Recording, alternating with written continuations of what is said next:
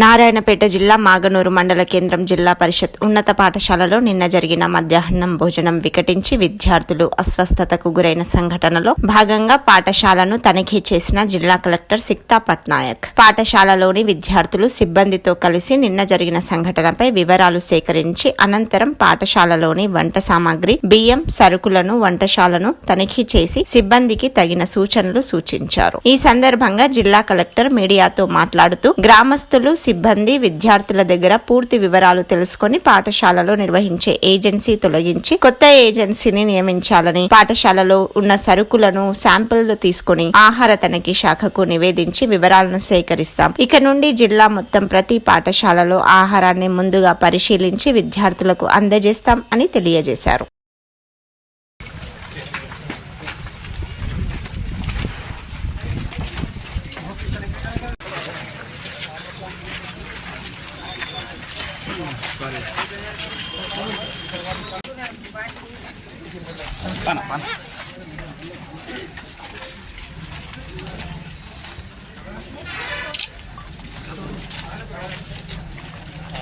నువ్వు ఈడ తిప్పులు ఆడుకున్నాను